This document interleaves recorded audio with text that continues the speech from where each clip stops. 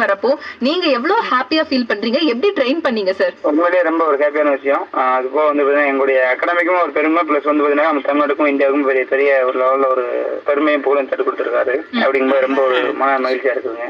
Actually வந்து பார்த்தீங்கன்னாக்கா அவர் ஒரு 2-3 வருடமா நம்மளுடைய பயிற்சி வகுப்பு வந்து கத்துட்டு இருக்காரு மாணவர் வந்து. அது வந்து பார்த்தீங்கன்னாக்கா 2 மாசம் அப்படிங்கிறது ஸ்பெஷல் ட்ரைனிங் இதுக்குன்னு சொல்லி கொஞ்சம் தீவிரமா ட்ரைனிங் பண்ணாங்க. அப்படிங்கும்போது வந்து தினசரி காலையிலையும் மாலையிலையும் பார்த்தீங்கன்னாக்கா 3 மணி நேரம் ட்ரைனிங் பண்ணுவாங்க. அதனால அவரால் கொஞ்சம் சேவ் பண்ணி அதை பண்ண முடிஞ்சதுங்க அவரால்.